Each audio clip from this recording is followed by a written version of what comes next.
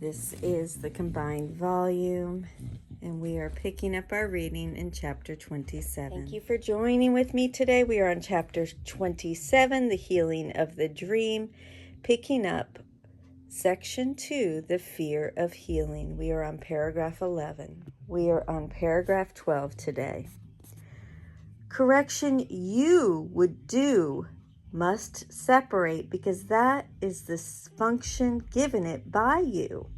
When you perceive correction is the same as pardon, then you also know the Holy Spirit's mind and yours are one, and so your own identity is found. Yet must he work with what is given him, and you allow him only half your mind. And thus he represents the other half and seems to have a different purpose from the one you cherish and you think is yours.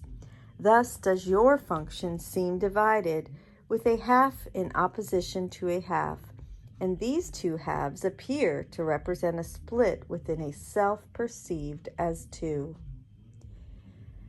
Consider how this self-perception must extend, and do not overlook the fact that every thought extends, because that is its purpose, being what it really is.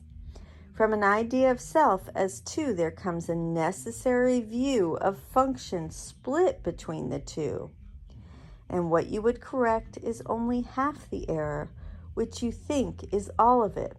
Your brother's sins become the central target for your correction, lest your errors and his own be seen as one. Yours are mistakes, but his are sins, and not the same as yours. His merit punishment, while yours in fairness should be overlooked. Trying not to laugh. In this interpretation, it's so funny because it's true. In this interpretation of correction, your own mistakes you will not even see. The focus of correction has been placed outside yourself on one who cannot be part of you while this perception lasts. What is condemned can never be returned to its accuser, who had hated it and hates it still as symbol of his fear.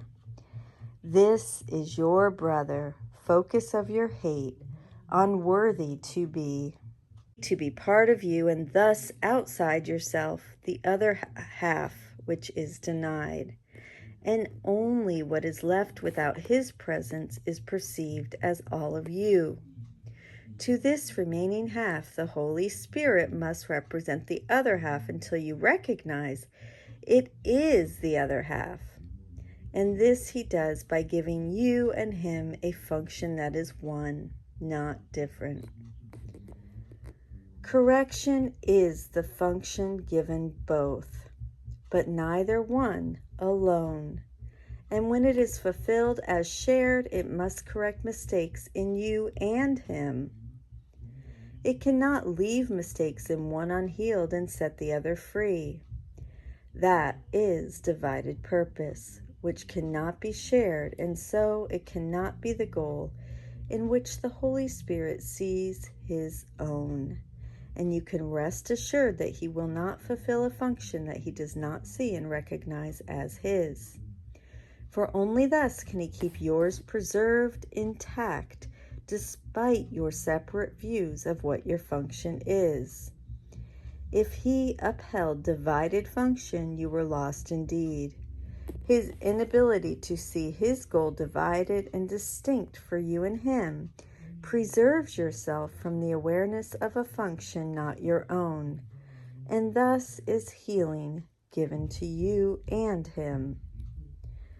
Correction must be left to one who knows correction and forgiveness are the same. With half a mind, this is not understood. Leave then correction to the mind that is united, functioning as one because it is not split in purpose and conceives a single function as its only one. Here is the function given it conceived to be its own, and not apart from that its giver keeps because it has been shared. In his acceptance of this function lies the means whereby your mind is unified. His single purpose unifies the halves of you that you perceive as separate, and each forgives the other that he may accept his other half as part of him. And that is the conclusion of section 2 in chapter 27. Thank you so much for joining with me, and I will see you tomorrow. Have a beautiful day. I love you.